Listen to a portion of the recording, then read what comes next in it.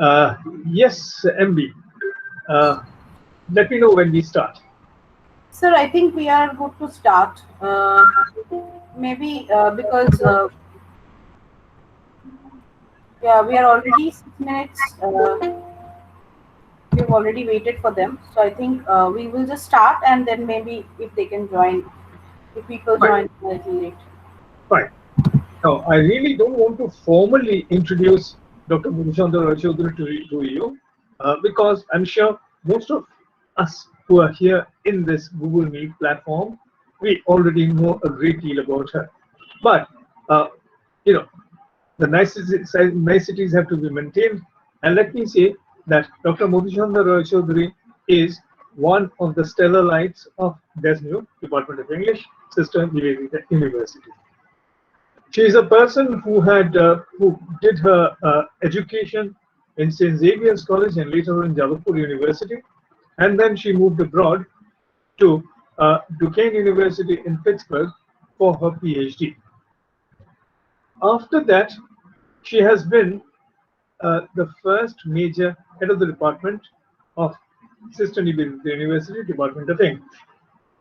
Her areas of specializations are wide, but she has a special fascination for Gothic literature and 18th century literature. Today, what we will be hearing from her is, of course, the 18th century, or rather, really the late 17th century, because she's going to talk about Orinoco, the very famous novel that I'm sure all of us have read by uh, one of the most significant novelists of the late 17th century, and a lady to boot. So, without further ado, may I invite Dr. Madhuchhanda Choudhury to start her presentation. MRC, it's over to you, please. Sir, thank you so much. Am I audible? Yes, you're audible. Okay, okay, I don't need to hold my mic like this, right? Well, unless you drop your mic, you won't know how your mic is going to react. Well, given the kind of person I am, that's not actually unusual. But No, no, anyway, it's fine. it's fine. Okay, thank you, Monica. Yeah. First of all, thank you all, and especially Professor Dr. Shubidhar. Sir, you are the magician. If it hadn't been for you, I wouldn't even have the courage to cobble this thing up at such short notice. I don't know what I've cobbled up, but I've tried my very best. Um, One thing that I would like to mention as a disclaimer, a couple of things actually. First of all, I believe that our audience has probably a mix of senior scholars and junior students. So I would try and make this something of a bit, something between a seminar presentation and a class lecture. So please bear with me. And also I will be using two devices. So I'll be reading from another device and presenting from another device. So if I look like I'm squinting, I'm actually not. I'm looking at my other device. So, all right, without further ado, let me just start off with the presentation here. It says I'm presenting, so I guess I just have to do full screen. So please bear with me because I am slightly slow with technology. Anyway, all right. So the title of my talk today is Post-Colonial Constructions in 1688, Reading Orinoco. Now, as Sir said, Orinoco is probably quite well known to most people.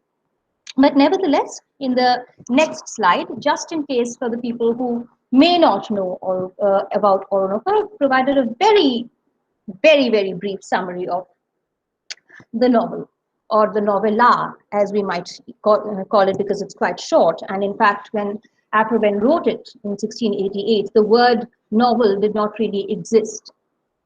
So, to start with, in 1688, which is, as you can see, just 1 year before she died, Aphra-Behn wrote a novel, Orinoco, where she claimed to tell the true story of a royal slave. Yet, how true is this true story of an African prince who is treacherously kidnapped and sold off as a slave to a sugar plantation in Suriname in South America? And what you actually see on your right-hand side is the map that I very helpfully got from the British Library website, which shows you where Suriname is.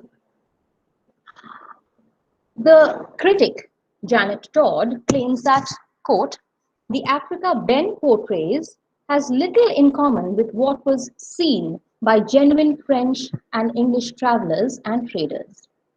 Rather, it draws on the genre of the romantic Oriental tale set in Muslim countries, especially Turkey. And this will become important in the sense of what I am going to talk about in my paper, this idea of the Orient. But how authentic is the portrayal of Orinoco himself, the royal slave? Though the narrator of the story asserts that she does not provide the readers with the adventures of a quote-unquote feigned hero, Janet Todd once again tells us that, quote, the character of Orinoco is an imaginary fusion, not a historical figure, unquote. So in order to understand these contradictory remarks, we must read Afroben's portrayal of a royal slave in the light of Edward Said's ideas in his landmark book, Orientalism.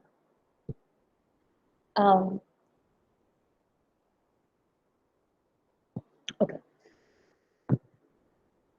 Orientalism, incidentally, was published in 1978. So the question would be, why am I reading Afroben's text, which was published so many years back, in the context of Orientalism, which, of course, I will make clear in a bit. Now, one of Said's fundamental ideas in Orientalism is that the Orient and the Occident are man-made constructs.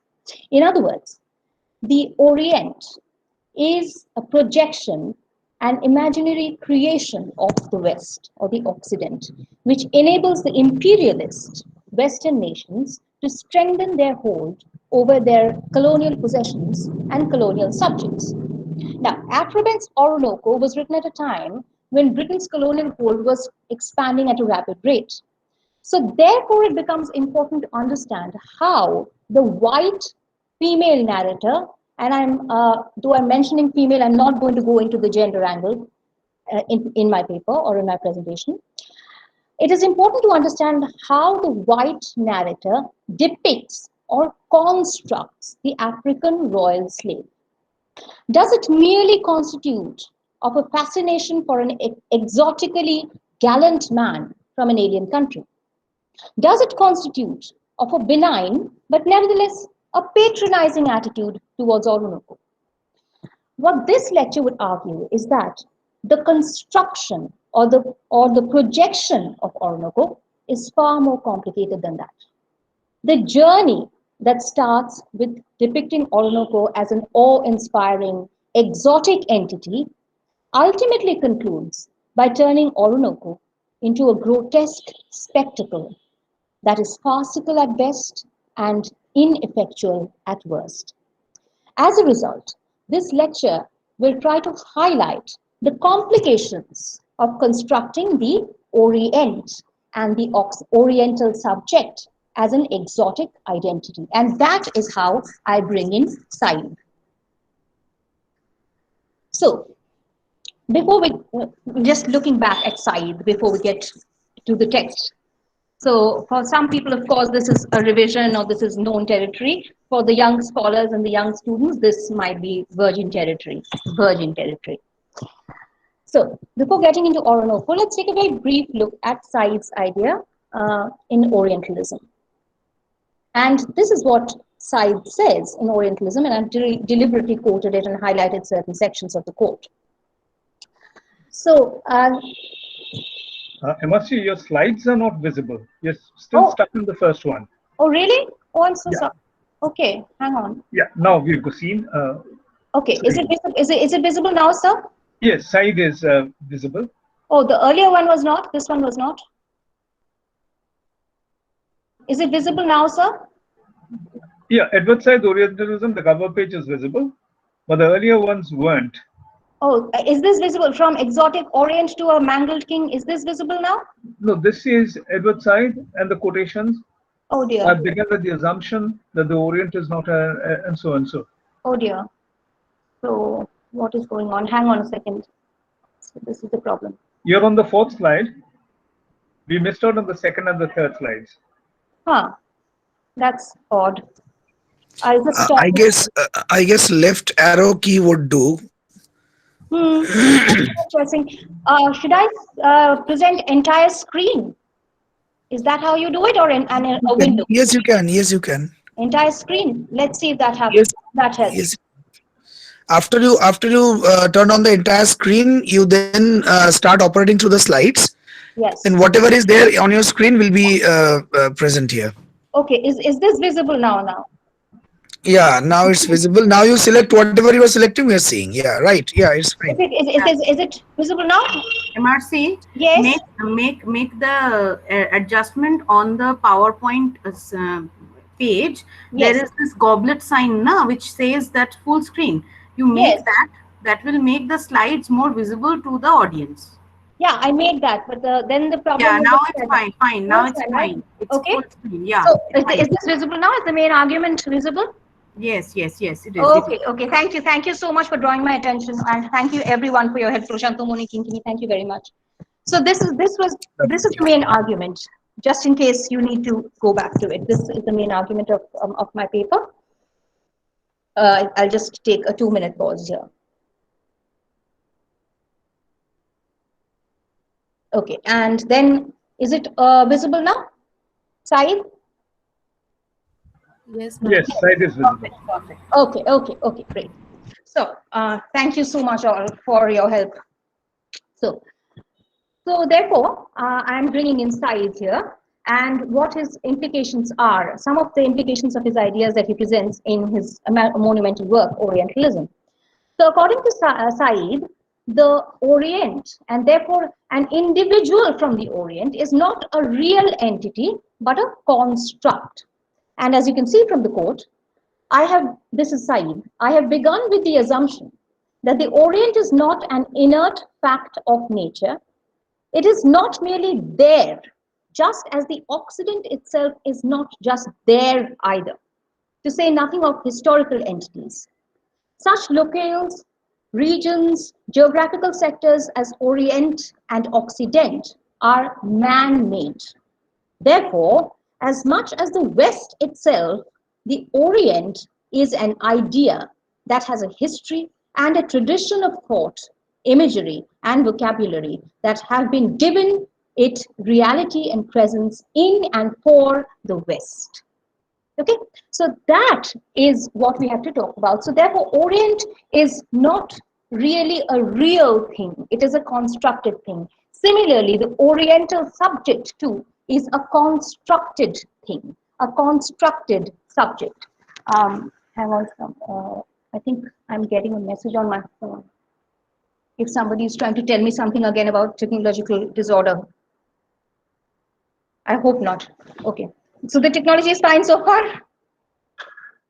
Yes, ma'am. Okay, great. Thank you. Right.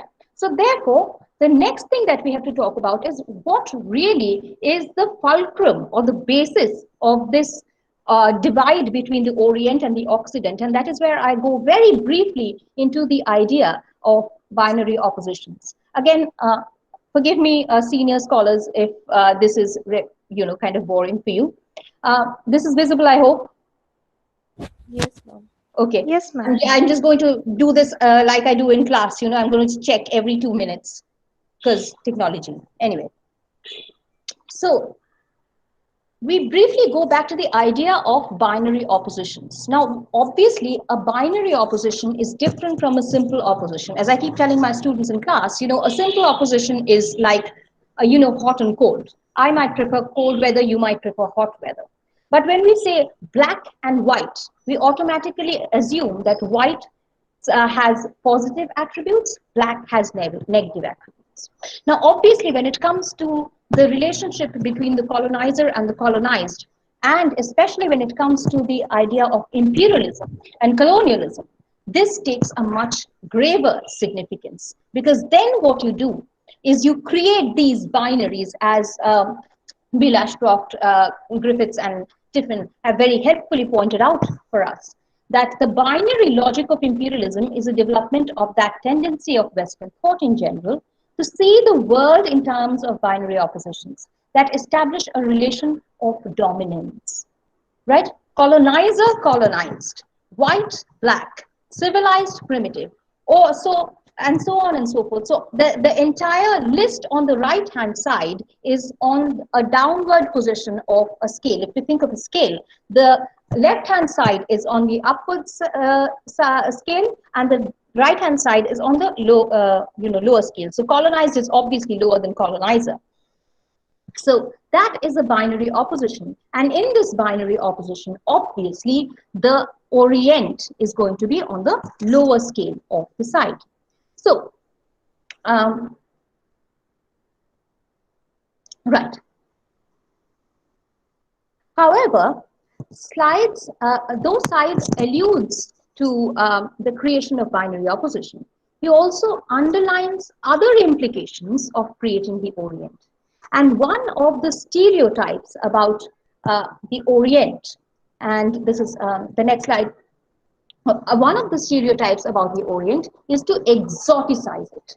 In other words, the Orient is so different from the Occident. You know, the classic idea of India being the land of snake charmers and temples and strange rituals. Fascinating, but, also exotic and mysterious. Oh my God, what on earth is going on? We don't really understand, but we are curious, that kind of a thing.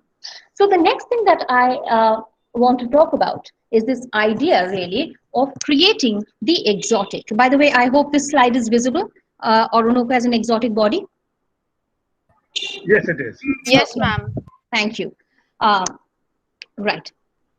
So this creation generates several stereotypes, and that one of them, of course, is that of the exotic. The binary opposition creates several stereotypes. The Orientalism creates several stereotypes about the Orient, and one of them is that it is exotic.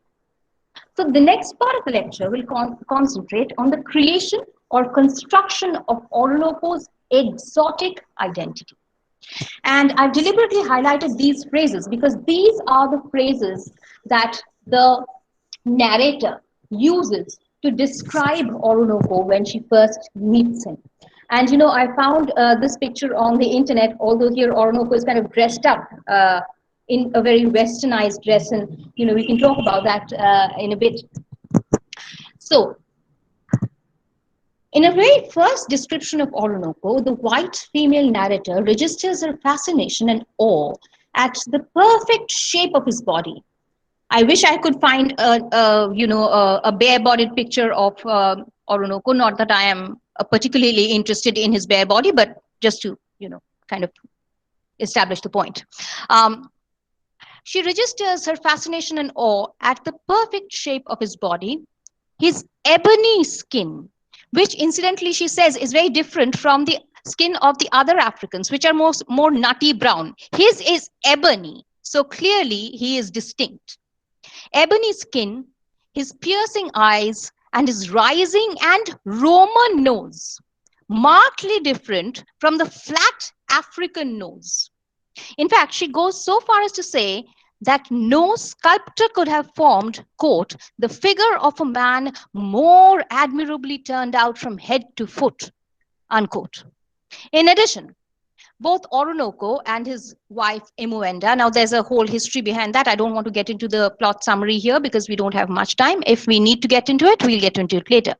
In addition, both Orinoco and his wife Emuenda also bear marks and scars on their body, which according to their culture are signifiers or signs of being royal. So literal signs on the body, literal scars and marks on the body also constitute their exoticism. So therefore, clearly, Orinoco, therefore, is an exotic body, a curious mix of East and West, because you see ebony skin with a Roman nose, right? And that's where his clothes come in too. He's dressed quite in a quite European manner, if not an English manner for that matter. Next is his. I wish I could find a better picture, but I couldn't. Anyway, let us make do with this picture. I hope this slide is visible. Orinoco the gallant. Yes, Yes, ma'am. ma'am. Great, thank you. Please give me those assurances, because technology. Anyway, so in his manner and attributes as well, Orinoco displays an exoticism. Not only is he fluent in French and English, he is imbued with chivalric values of honor, valor, and generosity. Later, we learn that Orinoco was trained by a French tutor. Hang on, just 1 second. And it was this French tutor who had imparted these ideas or these notions of true honor and highest passions of love and gallantry. So, if we can just go back to the medieval times, the feudal, the chivalric era of the feudal era, all of those things, when we had talked about how many of them originated in France, and the idea of courtly love and so on and so forth. So basically, what we find in Orinoco is a mix of the African and the Western. And therefore, he is a bit of a medley from the very beginning, and therefore also doubly kind of exotic. So, incidentally, Treffry, the man who purchases Orinoco as a slave, even he doesn't treat him as a normal slave, right? So Treffry, the man who purchases Orinoco, is captivated by his extraordinary shape, face, and mien. Thus, in spite of buying him as a slave, he is said to love him, quote, as his dearest brother, and show, quote, him all the civilities due to so great a man, unquote. Now, who would not fall for these ideas, right? Who would not believe that if somebody is saying that I'm treating you as my brother, that he will not eventually be able to treat you as his brother, right? So Orinoco obviously believes things on face value, and that becomes a bane for him. And that, in fact, is the next part that I want to talk about, which is Orinoco's struggle between the two ethoses. One is the chivalric ethos, which believes in the word of honor, which believes in gallantry, which believes in trust and honesty. And the other is the world of the commercial, the colonial, which is driven by greed, deceit, treachery, lust, all of those things that are the very opposite of the chivalric code.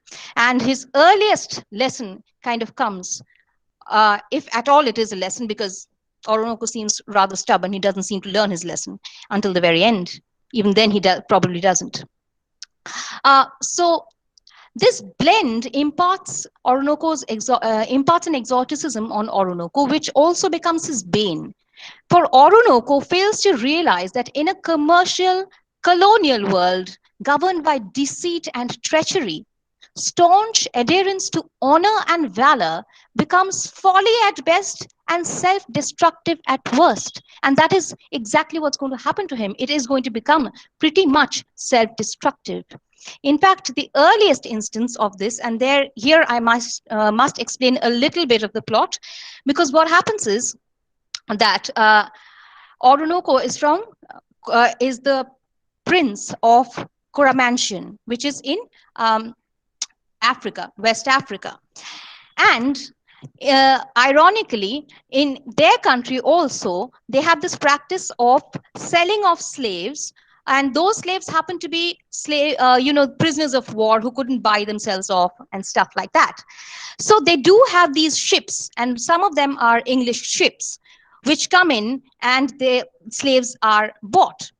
Now, one of those, the captain of one of those English ships, obviously, forms a friendship, quote unquote, friendship with Orinoco, because he's fluent in English, and he invites Orinoco and a host of his followers onto the ship, saying that let's have dinner and so on and so forth. And during that time, what happens is he gets them all drunk.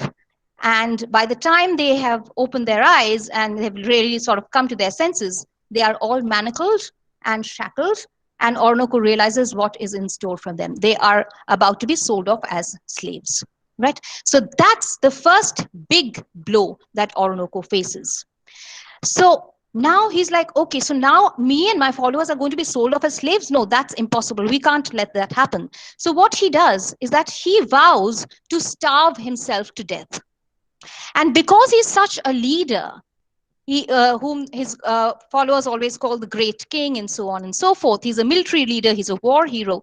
They decide to do the same thing. They said, okay, fine, if our leader starves himself to death, we will do the same. Now, this becomes a problem, obviously, for the English captain because he's going to lose his capital. Because these men are capital, they're commodities, they will give him money. Now, if he loses them, if they starve themselves to death, then what the heck is he going to do? So he tries a devious plot. He kind of invites Orinoco and says, okay, let's talk it out. So, but even then, because he himself belongs to this colonial ethos, which is driven by treachery and deceit, he says, I can't trust him enough to open his shackles and let his hands free, because who knows, he might attack me. And when Orinoco gets that message from the messenger that he sends, Orinoco is furious. His sense of honor is just outraged. And this is what he says: let him know I swear by my honor not to assault him. To violate my honor would not only render me contemptible and despised by all brave and honest men, and so give myself perpetual pain, but it would be eternally offending and diseasing all mankind, outraging all men. So that is how much importance Orinoco lays on the word of honor, right?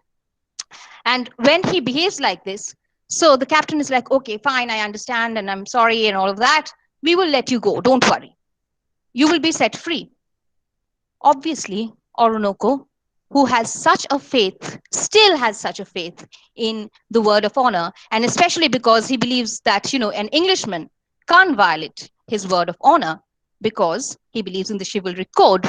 He goes and says the same thing to his followers. He says, okay, hang on, guys, don't starve yourself to death. We will be set free. And look what happens.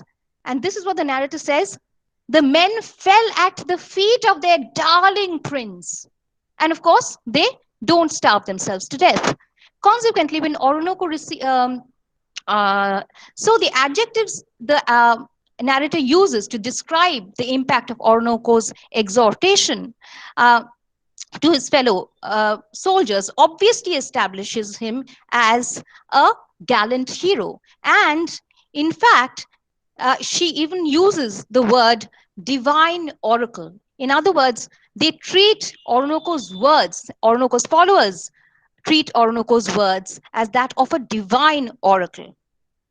But what happens ultimately to the divine oracle? When they reach Suriname, they realize that they have been completely betrayed and they will be sold off as slaves. So the divine oracle unwittingly becomes the accomplice of the evil captain, who later then sells both Orinoco and his men to slavery. Operating in this deceitful milieu, where decorous speech is but a manipulative tool, Orinoco's firm belief in the word of honor becomes anachronistic and almost farcical in its ineffectiveness. And all he can do when he's being sold off to slavery is that he can give a nasty look to the captain. But he still says, okay, fine, I'll hold my head high and I will try to survive this. But the point is, what scope of heroism or gallantry do you have in a colonial world? And is this next slide visible, Orinoco's chivalry in the colonial world? Yes, ma'am. Yes, ma'am. Yes, Okay, thank you. ma'am. Yes. Okay, thank you.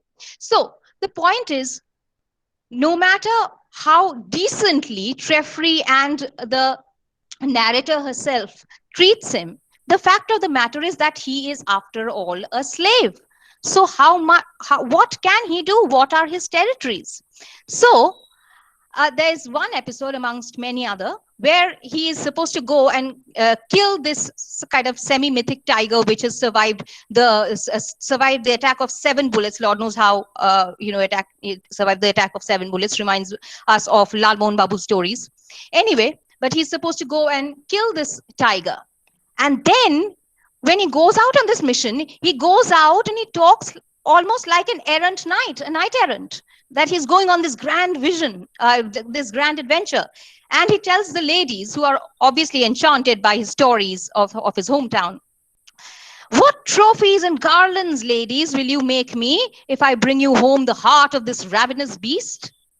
The ladies, of course, promise to reward him, but ultimately, the text never tells us of any reward that he gets.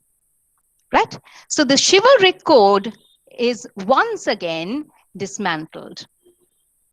And therefore, the adventure remains a mere sport to entertain the ladies, a role that Orinoco later scorns. And when he says, "We are bought," oops, sorry, that's the wrong quotation. I am so sorry.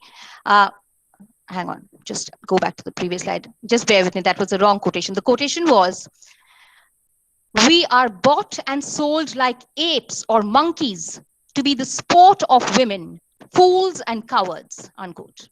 Thus, once again, Orinoco's heroism is reduced to a farcical adventure at worst and an entertaining antic at best. So what is the next thing that he does? He plans a mutiny with the slaves. That enough is enough. We have, bore enough. Now it's time for us to revolt against our oppressors. But even this mutiny fails. Why? Because the very slaves who he incites to rebellion ultimately turn against him. So initially they call him, in fact, one of his names in Suriname is Caesar. Just imagine a slave who's called a Caesar, right? So the most poignant and ironical complication of projecting Orinoco as a different kind of slave, and Orinoco's story as different from the exotic tales from the colonies, becomes painfully apparent in the consequences of the slave rebellion instituted by Orinoco. Inciting the slaves with grand rhetoric, Orinoco leads them much in the vein of a military leader. The slaves fittingly call him great captain and great king. But Orinoco fails to realize that in the colonial world of Suriname, he is but a mere slave and not a military general. The diminution of his status becomes poignantly evident when the slaves not only desert him, following the threats from the Englishmen, but mercilessly whip him, their erstwhile leader. Faced with this ultimate indignity, Orinoco distances himself from the slaves, and he brands them as wretched rogues who were by nature slaves, fit to be treated as dogs, treacherous and cowardly. However, he does not recognize that deceit and treachery cannot be defeated by forthright valor. The rebellion having failed, it then becomes a personal revenge story for Orinoco when he murders his own wife and unborn child, because he realizes that even that unborn child is going to be born into slavery. So what's the point? And he makes a desperate attempt to assert his heroic virtues. In fact, he tries to commit suicide himself, but he's captured in time, and they make him undergo horrific tortures, which I don't even want to recount. But even his gruesome tortures become, his last desperate attempt at asserting his heroic virtues. Even his gruesome end remains nothing but a frightful spectacle at best and a morbid farce at worst. Now, the person who really institutes these brutal tortures is a governor called Byam. And I mean, I don't even want to read out that section from the novel because it's so disturbing. They literally like chop off Orinoco's bodies, first starting with his genitals, and from there on, it's just horrific, absolutely horrific. But Orinoco bears it. All he says is, "I want a cigar," and he keeps smoking the cigar until the very end, right? So, right. Byam's intentions of forbidding a future slave rebellion by brutally dismembering Orinoco ultimately fails. Why does it fail? because Byam's own slaves have already been threatened to surrender to Orinoco, so that Orinoco's heinous murder serves nothing more than Byam's own bloodlust.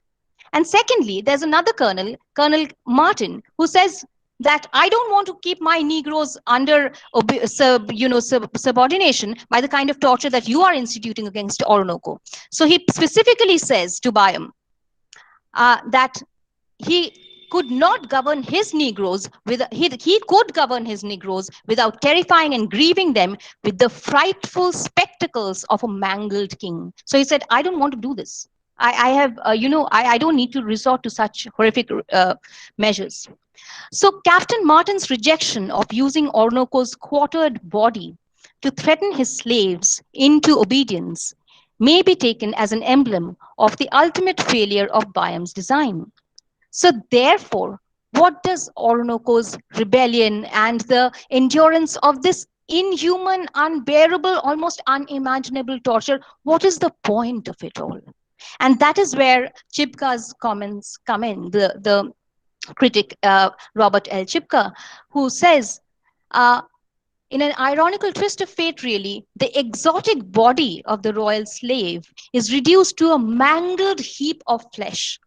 And therefore, Chipka says, betrayed time and again by civilized men of parts, Orinoco becomes himself a man of parts in a grotesquely literal manner, adopting the Indian ritual of proving heroism not by verbal assurances, but inscription of character on the body. That I will bear the torture on my body, do what you will. That is my ultimate rebellion and ultimate rebellion against a commercial culture. But what impact does it ultimately have? What value does it ultimately have is the question that we have to keep on asking. And a bigger irony lies in the fact that in narrating the journey of Orinoco from a royal slave to a frightful spectacle of a mangled king, Afromen ultimately creates an exotically commercial product because people want to read. Her readers would want to read about the royal slave. The moment she says, I'm telling you the truthful story of a royal slave, this is different from your usual diversions and usual entertainments, people are going to make a beeline for her book or her novella. Therefore, once again, Orinoco as a novella and Orinoco, the person, they both become commodities, commercial entities, exotic, but exotic as products. So, incidentally, like the narrator says in the beginning of the chapters, in one of the in the opening chapters, that look, whatever I'm saying is true because I have actually brought some exotic feathers from the exotic birds that I've seen in Suriname, and you know what? I gave them to, listen to this, no less than John Dryden, and he used them for his dress, for his play, for the actress who played the lead part in his play Indian Queen. So I've brought in, products to showpieces, like tourists bring in showpieces. But the question is Orinoco anything more than that? So, like the feathers that the narrator of Orinoco claims to have brought back from Suriname and given to John Dryden for his drama, Indian Queen, the book too ultimately becomes a commercial curiosity from the Orient. I think I've reached the end of my presentation, so that's that.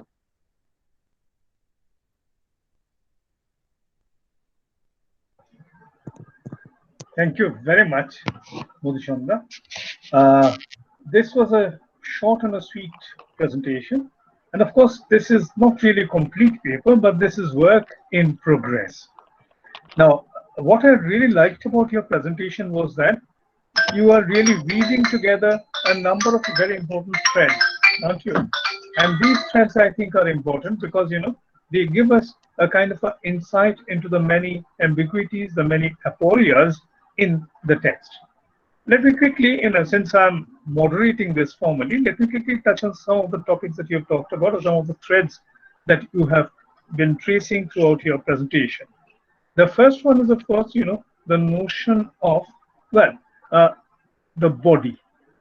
And you're quoting from a critic, and you're rightly saying that you see the inscription of the body, which is really related to the scars, the royal scars on his body at the beginning, and to what happens at the end, where you see the scars become so deep that they literally dismember the body. But which is okay. But what I found fascinating was a suggestion that you made, and the suggestion is that here you find a white lady, not young, a middle-aged lady, a professional writer with a very colorful past. She is imagining the body of an African. So you see, this is a kind of a perceptualization or a perception of the Oriental body in the mind of a white British woman. So you see, that is rather something which I found was rather interesting. Not only that, you see, I would also like to say that, there is a notion that you brought in. Excuse me for a second. There's also the notion that you brought in of colonial education, which is very important. The whole, description of Orinoco have been being trained or educated by a Frenchman and sort of absorbing the values of the Westerners. This is something which is, typical of all post-colonialism in general. Because, in our own country, when we're talking about, playing the game or, fair play and so on, so these so-called virtues were anything but virtues because they really relate to a whole panoply of apparatuses of the colonial rule over Indians. So you see, that's another very interesting thought or a strand that you identified. So very well done for that. Not only that, you see, you also are talking about the economic aspect of the work. And I think maybe it's possible to do a kind of an economic reading of this text.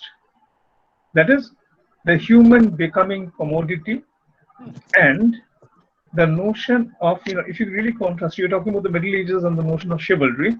Now, once again, you see one of the most important aspects of chivalry is that chivalry, the medieval romance, for example, is anything but economic. Okay, so you see, that's another interesting issue that you brought up briefly, but anyway, it was there in your presentation, and once again, I liked it rather much. Two other things, maybe.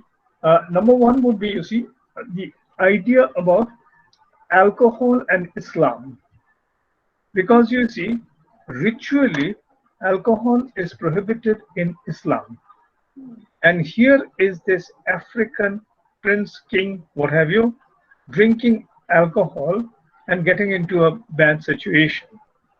So once again, maybe some thought on these aspects can be, deliberated on. Not only that, you see, yeah, uh, yes, the Dryden context, very interesting. Okay, and frankly, I didn't know this, so thank you very much for a very insightful comment. Once again, you see, the exotic feathers become a kind of a signifier in the representation of the Indian queen or the Indians in general in Dryden's play. And if you really think of it, you will notice that all the plays of Dryden, the Indian queen, the Indian emperor, okay, even a play like Aurangzeb, for example, all of these plays are actually, let's say, interventions in a kind of a imagined condition of coloniality. And once again, you see the very issue that is central to Orinoco, as you rightly pointed out, the issue of honor, that once again is, vital to the heroic plays, particularly of Dryden. So you see, it's almost as if this idea of chivalry, etc., is something that is being established in late 17th century and early 18th century England. And it's possible to theorize also, you see, that if you think of it, the late 17th century was, as you rightly pointed out, a crassly commercial age. Let us not forget, you see, this is the time of the rise of capitalism. In fact, not only the rise, the consolidation of capitalism. This is the time of money exchange. This is the time of the enormous trading, opening of the enormous trading potentialities to the West. And so you see, money becomes very important. Now, if you think of the time itself, Charles II on the throne, and once again, you see, the notion of chivalry therefore comes as a kind of a, if not aristocratic, but certainly a kind of a conservative reaction against the middle class morality of Oliver Cromwell and the remnants of his followers. In other words, you see, what I'm trying to indicate is that, you see, in the late 17th century, you have this divide. Charles II and the royalists are flaunting their so-called culture versus the middle class, the middle class people who are apparently without culture. That's what the whole society is about. And what Dryden, who don't forget was very much of a royalist, think of Absalom and Ahithophel, what Dryden is doing, and I think what Afraben is also doing, is to feed into this kind of a milieu in which there's a clear divide between the upper classes and the traditional upper classes, the former aristocrats, and the new rich, the nouveau rich, the people who have become successful on a commercialized basis. Right. Well, you see, lots of things which are interesting, but one point which I thought maybe you really needn't have apologized about right at the beginning, when you talked about post-colonialism in the 17th century and so and so. Now you see, I'll tell you why. Because as we all know, post-colonialism starts from the end of the first day of the colonial experience. Okay, right? And obviously, you see, slavery is nothing but a very extreme and a very savage form of post-coloniality. Okay, so if I may put it simply, you can certainly claim with perfect logicality that the 17th century was a post-colonial era. I keep that in mind, sir. Sir, may I just talk a little bit more about 2 points that you mentioned. First of all, thank you so much, because I have not been able to jot these things down, but I'm going to harass you with phone calls as I do, and I'm going to jot all the points that you mentioned, jot them down. A couple of things that I wanted to talk a little bit more about. One was this idea that you brought in about regarding Aurangzeb and the theatricality. In fact, there have been scholars who have compared Orinoco to the heroes of the so-called restoration heroic dramas, in terms of his gestures, in terms of the way he speaks.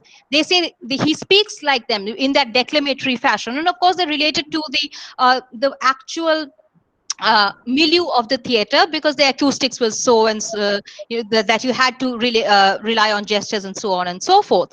But what I found interesting, and of course I didn't include this in the paper, was what I find interesting in Afraben is that while she's incorporating some of that, she is also writing a novel. So how is it a sort of contest between the two genres that we are talking about? So in other words, she's taking in certain attributes of what a protagonist of a heroic tragedy would do, and then trying to put it in a genre which doesn't give her space to do that. That is one. And the second thing is this idea of chivalry, as you rightly said. And interestingly, what I didn't mention in this paper was that even in Orinoco's original hometown, Coromantien, the court culture is anything but chivalric. There is deceit, there is treachery. In many ways, Orinoco is a bit of an anachronism. So he's kind of out of place. See, it seems he's out of place everywhere. I mean, where does he really fit in is a very interesting question. I find the narrator rather ambivalent about that. I don't think she can really come to a conclusion about that. At least, I mean, I probably would have to reread it again. And in terms of Charles's court also, of course, they supposedly stuck to this notion of chivalry, and then there was definitely that class divide of the nouveau riche, the capitalists coming in vis-a-vis we the aristocrats, we bear culture. There was also the other side, who were the Puritans, who were like, oh my god, these are the most promiscuous people on earth. And in many ways, the court culture that Afroben depicts in Oronoko's hometown is very similar to Charles II's court. So when we talk about, when you talked about, and this is a white English lady looking at Africa, is she rather replicating the Charles's court in a Coromantien? Or is it the real Africa? As Janet Todd said, she's not really talking about real Africa, although she had been apparently to Suriname. Um, that those are two of the points that I thought of, sir. Great. In fact, you see, there were several interesting things. At one point, Orinoco is being called the great king and the great captain. Okay. Now, what is fascinating is you see the whole notion of a captain. I mean, if you look at the etymology of the word, find out where it comes from. Okay. And my point is, was there a perfect fit or a match of the concept of the Western captain in African society of that time? Perhaps not.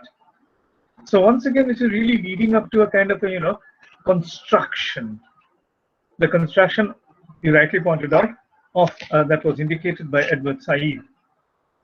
Okay, and ultimately, of course, we have to read this novel in terms of Gayatri Chakraborty's feedback, because she is making, Afroben is making the subaltern speak.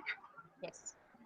That is a representation, and representation, as Spivak says, can be extremely problematic, can be ventriloquizing rather than a showing of a reality. But anyway, I think you and I have been having a long conversation, a dialogue. We should really open up the floor for other questions, comments, observations. So, anyone else? Anything you would like to chip in, comment about, preferably disagree thoroughly with MRC? Audience?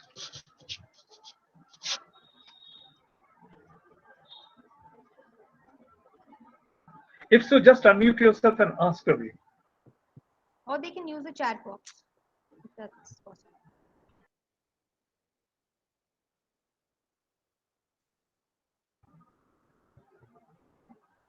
Yes, did I hear someone say something?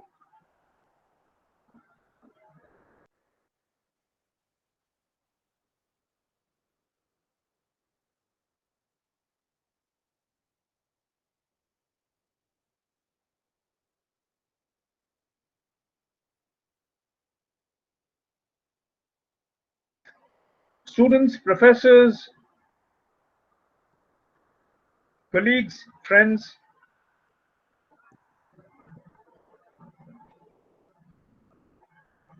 Was Orinoco that intimidating, or was our conversation that intimidating? Intimidating is what I wonder.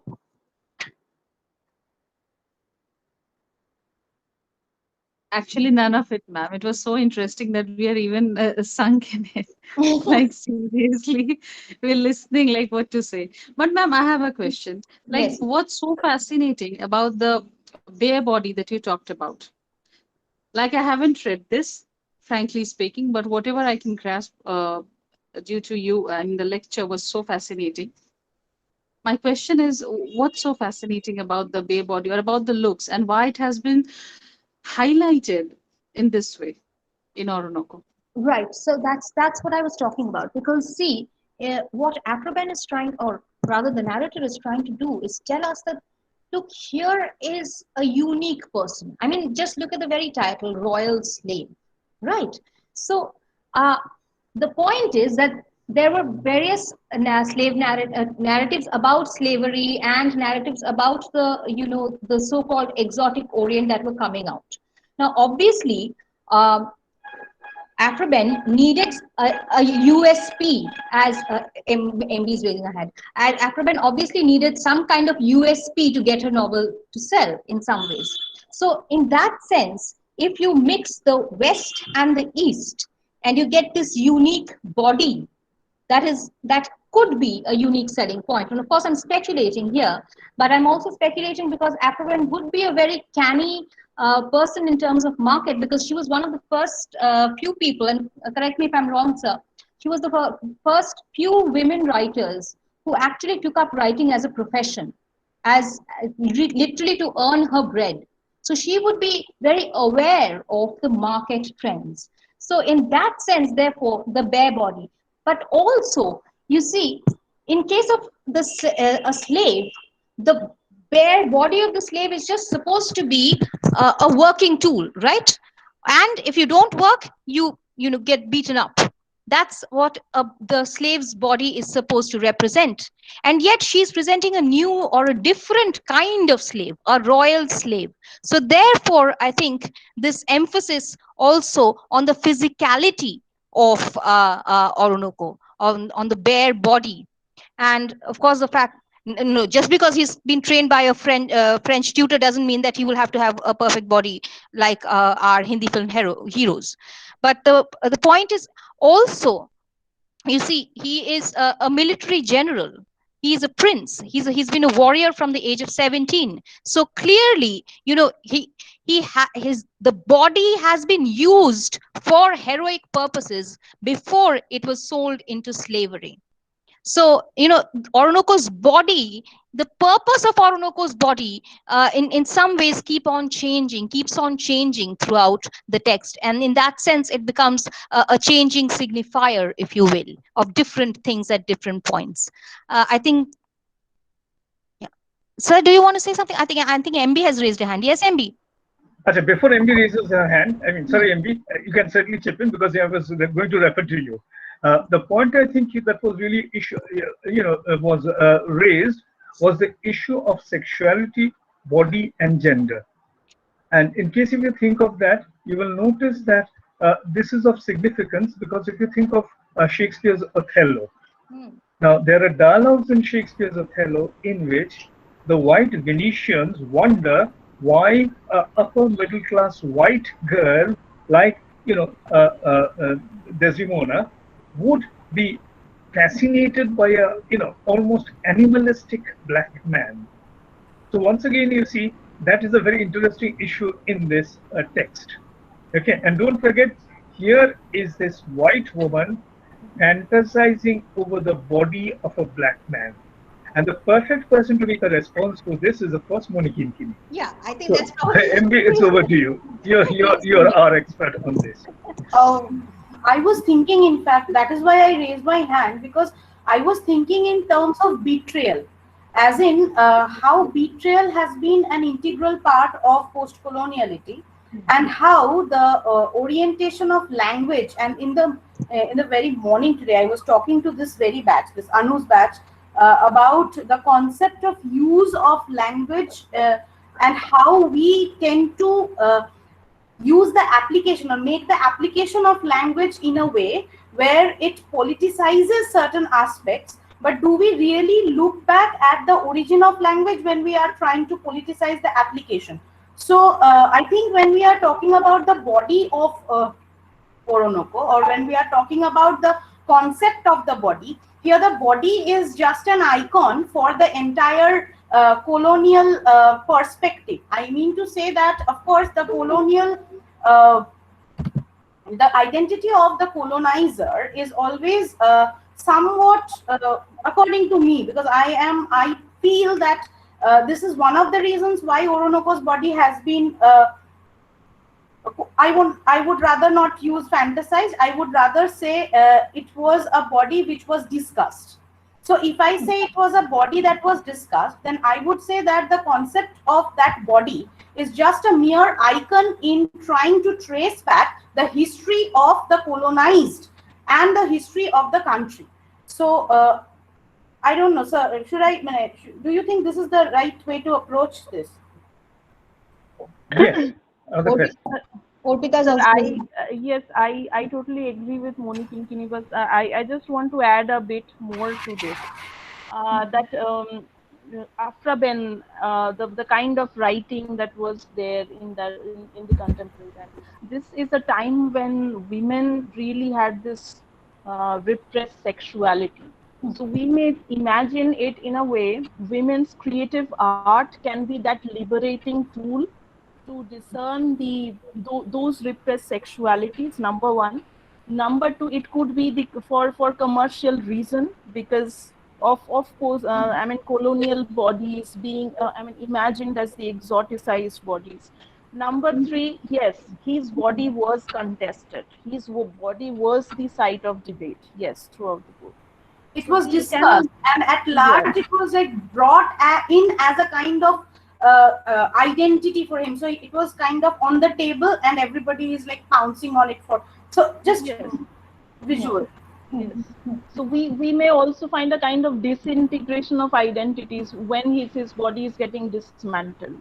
So at the same time, I would say Afraban unwittingly gave this lieu, I mean, to us, that we can see the disintegration of body and identity that not only happened to the colonized I mean, this exoticized body that is on the table, like let's say Oronoko's body, but it also has a counter effect, a kind of a reverse psychology that actually shows us the mind of the colonizer.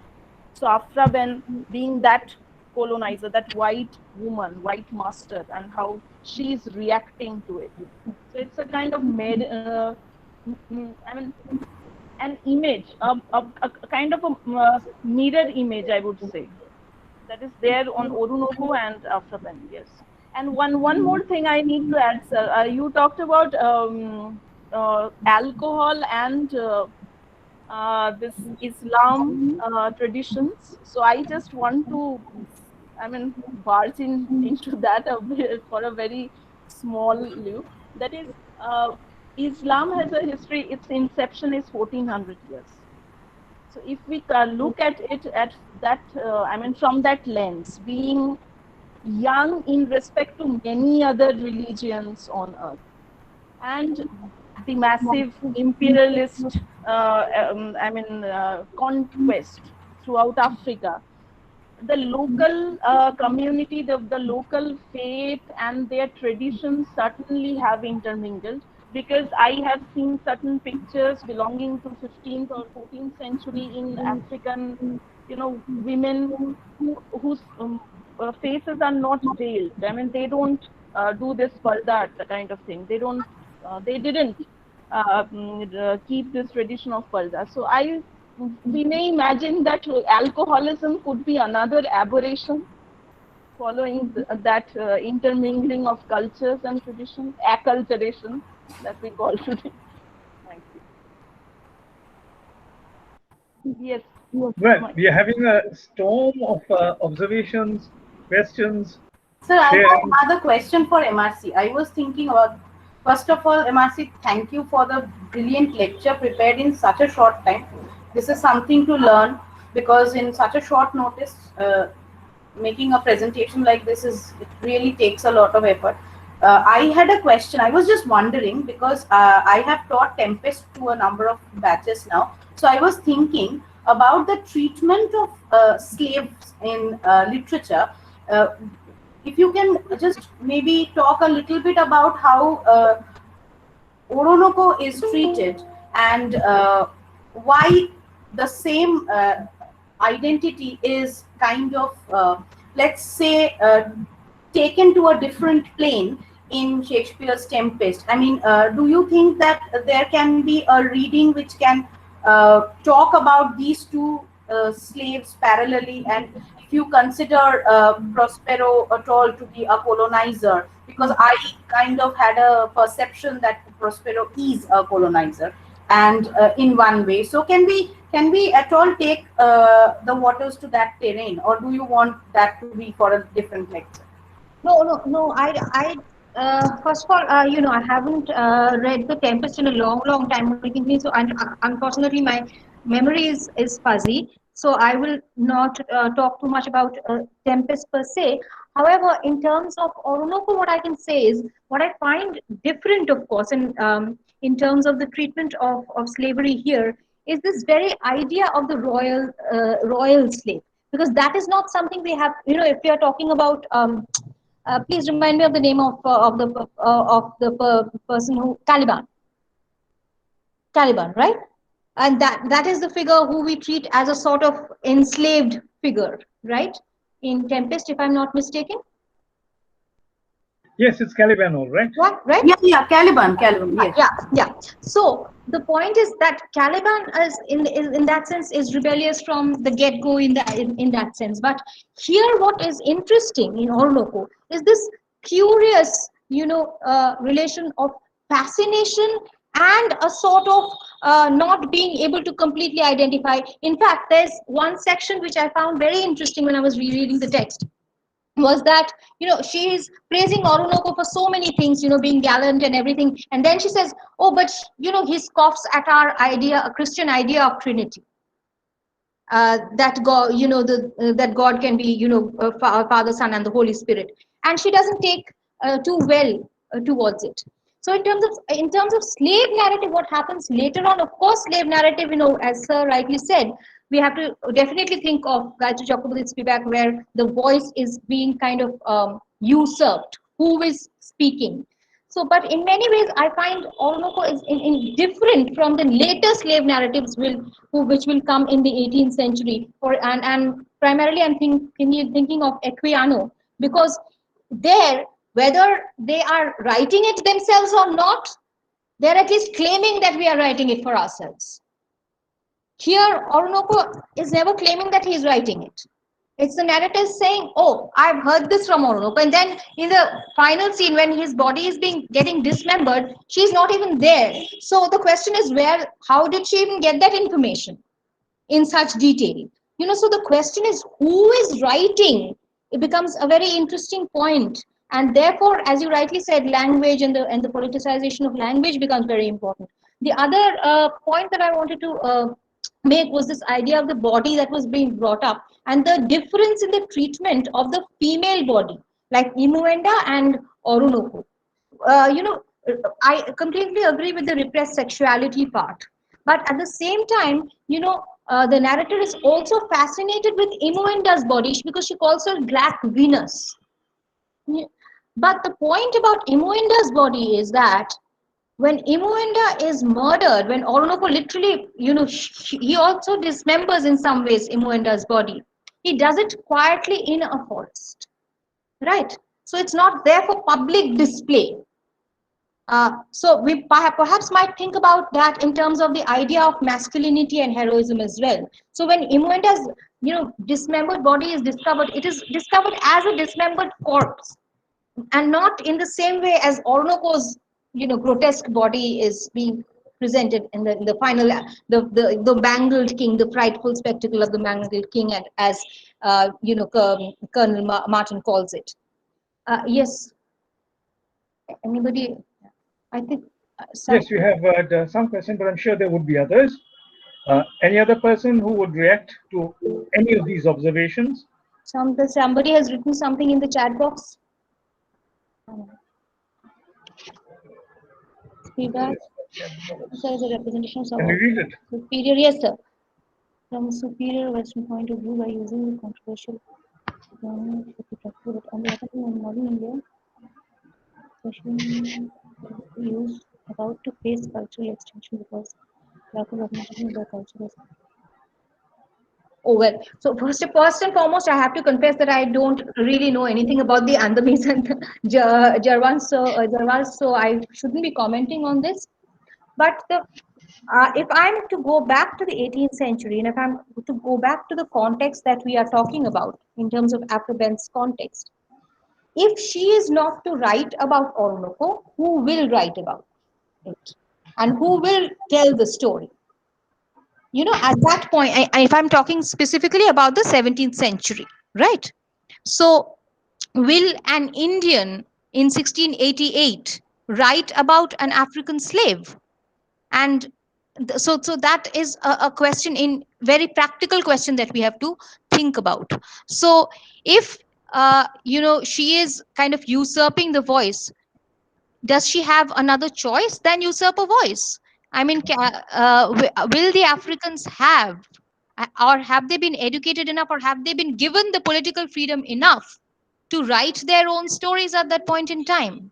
I think that is, and so if there is a certain kind of ambiguity and ambivalence in the presentation, that is bound to come in, because obviously it's a gaze of a white female woman who is, after all, a part of the colonizers' culture.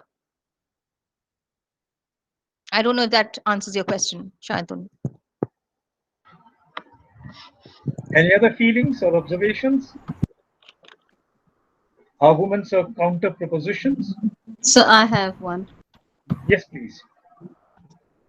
So as we all know that the very existence of human body, as long as you exist, you are identified as a body. Well, I can just relate it to this, Orunoko. And is it the relationship dynamic that the colonizer and the colonized always share? Because this is very prevalent nowadays. Even when a person goes for a person, or maybe a king goes to win over some country, they are always into taming a woman. I mean, if they want to win the territory as well as to tame a woman and win her as well as a property. So the very existence of body is always there in the relationship of a colonizer and a colonized. Can we? Yeah. Yeah, sorry. I think and please, sir, please help me out here in coming, Okay. because Madhu. I think the point is, whenever we are talking about any kind of power relationship, whether it's a colonizer colonized power relationship, whether it's a gender power relationship, the body always, in some ways, does play a part, doesn't it, sir? Yes, okay. Let me put it this way. You see, I think, some hair splitting needs to be done, because if you think of Orinoco, one of the things, of course, is, it is not really colonization, rather, it is an importation of human value or human commodity into Western civilizations, or in civilizations where there is a Western commercial interest at work. Colonialism means, you see, people going to the colonies, taking over the territory, and ruling over it for their own commercial interests. Slavery is slightly different from colonialism in the sense, you see, it is the human resources of the places that the Westerners go to, which is exported from those locales to other places where that uh, slave labor is productively used or employed. Okay. Now, why do I mention this? Anu, you made a very interesting point, and you're right, because you see, colonies are always feminized.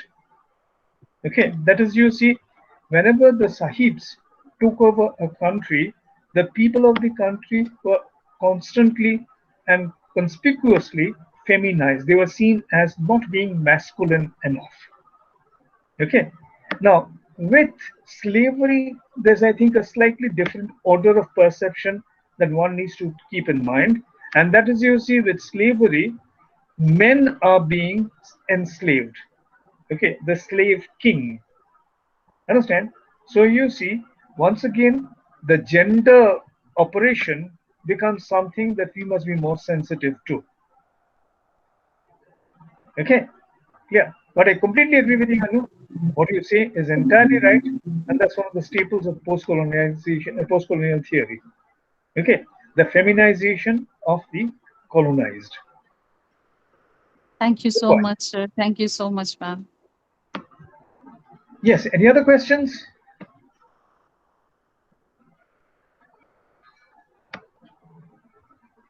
Well, it's quarter past 8 now, so we've been 1 hour into this lecture, and there are two things I would finally like to wrap up with. Number one, for the students over here, if you're thinking about writing a paper or you need to write a term paper or something of that sort, you can see that Orinoco is a very rich territory in which you can bring out your own observations, your own feelings, and so on. So, okay, so it's a very good place on which to base or to write a paper on. And the other thing is, I think we have had a very proactive, a very rich discussion on this presentation.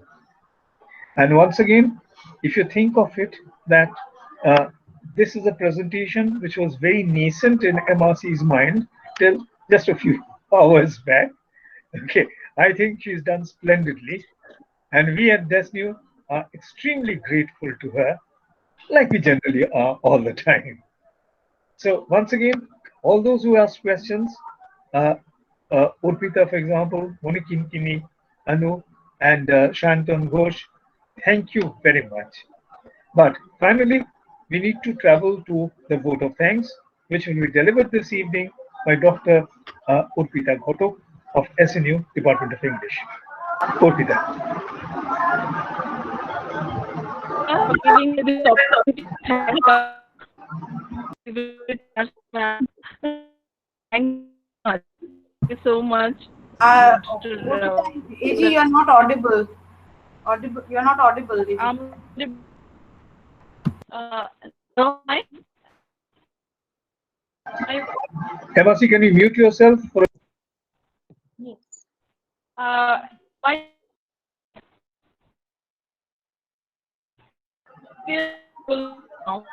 Dr. Ghatak, can you, speak a little louder, yes, bring the yes, closer to your mouth? I would suggest that Dr. Ghotak, can you please just rejoin once again, because there is some technical problem.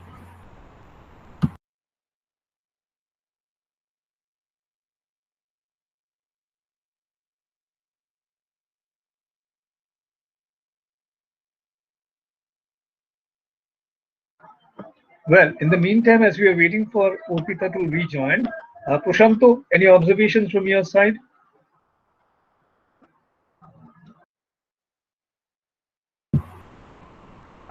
Sir, I don't know if you know this, but Prashantoda is in the middle of a crisis. Somebody at home in his extended family has expired, so he had to drive to that place. He kept the lecture on. He wanted to listen to MRC, but I don't think he is in a position to comment. Right, that's perfectly all right. We are living through very trying times, and I hope he, can tackle this crisis in his own domestic space.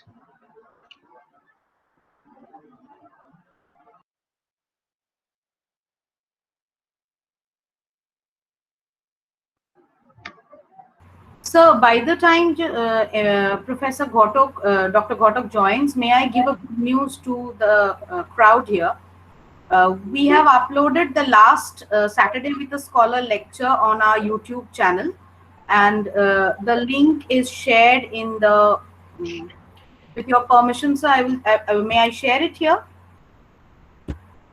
Yeah. So this was Professor Dashgupta, Professor Shonjukta Dashgupta's lecture. Kindly follow the channel and subscribe and listen to her lecture. And I think Dr. Ghotak should join by now. Has she joined? If she hasn't joined, let me also take this opportunity to make a small announcement, and that is our next Saturday with a Scholar program is on the 17th of this month, and we will have Professor Shudishna Chakraborty, who is a very senior person of Kolkata University or Calcutta University, as they still insist on calling themselves. Once again, MRC, post-coloniality for you. And anyway, so Professor Chakraborty will be presenting on. Yes, Urpita, have you come back? She's going to talk about yes, poetry. It's my bad luck. It's my bad luck that I trade at the right moment of thanking Dr. Imani. I'm back. audible now? No, ma'am, it's still unresolved. We Your can't voice is hear breaking. you, Professor Gautam. We can't hear you.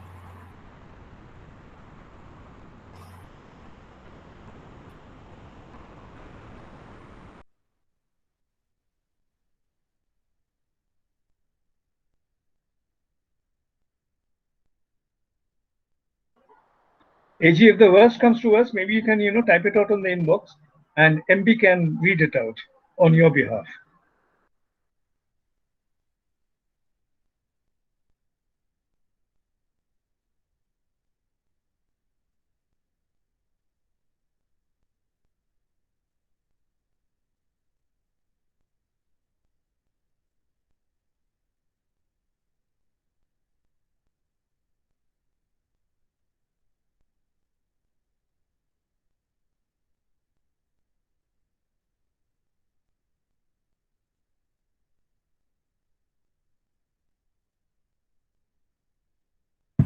I think Professor Gautam has left the meeting and she's going to rejoin maybe in a few minutes. Okay, we'll wait for a minute to give her an opportunity of joining once again. She obviously has some very problematic technical issues, and if she, if you still can't hear her, uh, uh, Professor Basu, will you please do the honors in her stead? Yes, sir. Let's wait for her. If she can, I think she has joined. Yes, Wonderful.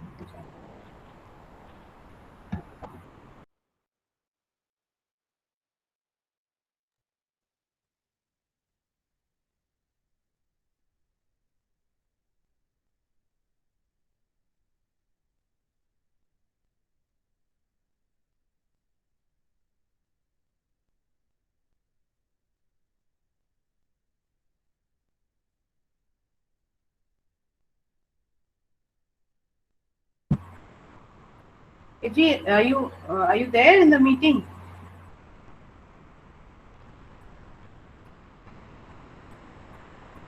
She is still muted. I think she is having a technical issue here. Technical problem. Yeah. She's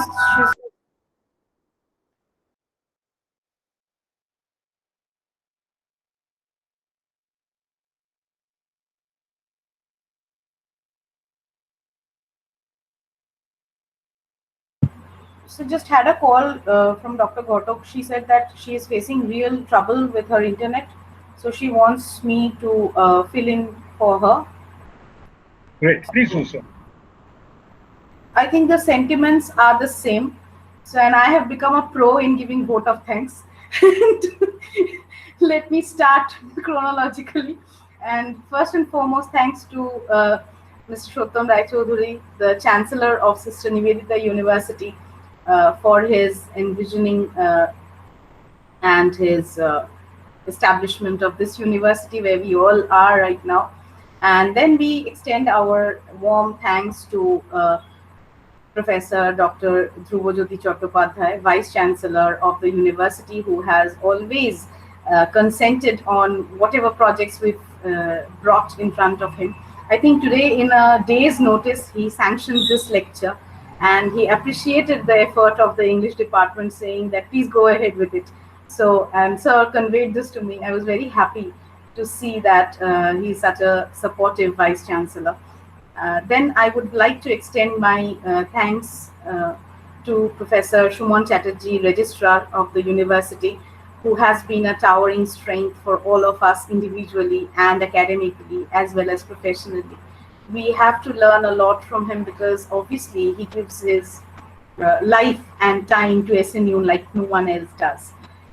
Then we come down to the department. I would like to extend my heartiest thanks for the youngest member of the department, youngest at heart, Professor Dr. Choudhury, mentor and advisor of the English department and director of School of International. Let me finish, sir. Now. Long designation. So, director, School of International Languages, and director, School of Humanities. So, Thank you, sir, for the support. It is unconditional. We can never, we can write thesis of thanks for you. So thank you, sir. And Well, then you're very lucky. This is a virtual meeting. I can say that. it's no problem. I completely have faith on you that you will remember this and you're going to give me beating when you meet me. But that's not a problem, because I think to inspire is the greatest thing that we can always look forward to. I would like to extend my greatest thanks today to Madhuchhanda Rai Choudhury, Dr. Madhuchhanda Rai Choudhury, who has been the head of the department till 15th of this month and has got just a few days of relief when we have just overburdened her with all these academic endeavors, and with a very, very a long list of thank yous due. I would just say that Madhuchhanda, to learn from you this, that in a day's notice, in a few hours notice, to prepare a lecture with this diligence, it needs a lot and lot of endeavor. Thank you so much, MRC. Learning from you will never cease. I would also like to extend my thanks to my colleagues in the department who have been so supportive. Professor Shudesha Das, Dr. Prashanto Ghoshal, uh, Professor Devdatta Mitro, Professor Shantadeep Chatterjee, and of course Professor Kothapalli Sengupta. Not to forget professors who have just left the department, but they are with us in spirit. Dr. Ongona Moitro and Professor Prabhu Chakraborty, because we are still a family and they give us regular supports, and some of them were so enthusiastic about the lecture. Thank you all. Last but definitely not the least, the students of the department for whom the lectures are being framed, thought out. Uh, it is for you that the department is what it is. I would like to thank each and every one of you for joining the session, making the session such a fruitful discussion. And we have not met many of you now. So I understand that we are in the middle of a pandemic, but I can say that the students have been extremely supportive for this department. They are like our SNUs, and we can't do without them. So I would really, really appreciate the kind of love that we have received from them. It is unconditional, and I'm very thankful to be a part of this department. Thank you, everyone. Thank you. Goodbye, everybody. Unless MRC wants to add something. No, I just wanted to add a whole set of thank yous to everyone, and I just want to say that it was only possible to cobble up whatever I could cobble up in a few hours. And thank you, MB, for saying that. It was tolerable. It was okay, and it was tolerable. It was only possible because we are a family here, and it is only possible because of the support of everybody. Sir, of course, I don't need to thank enough, because if he hadn't been there, I would never even have imagined doing this. I've been calling him, giving him frantic calls, several times in the day, like, how many hours do I have left, sir? So he has also been my timekeeper in that sense. And also definitely all my colleagues for taking away the other headaches, and especially the students. I know many of you, especially the MA students, have deadlines to fill, but in spite of that, you've joined the meeting. So thank you very much. I don't want to keep people any longer. Thank you, everybody. Thank you, SNU family. This is truly a family, and I'm so thankful to be a part of it. And so everybody who is free, look forward to the 17th. Join us at 6:30. Professor Shudeshna Chakraborty of Calcutta University to talk on Baudelaire, the poetry of Baudelaire. Thank you. Good night. Keep well. And students, examinations around the corner. Study hard. Good night. And all Thank the you, best. sir. Thank you, sir. Thanks. Thank you, sir. Thank you, Thank sir. you, sir. Thank you, Thanks. ma'am. Good night, ma'am. Good night, sir. Good night, everybody.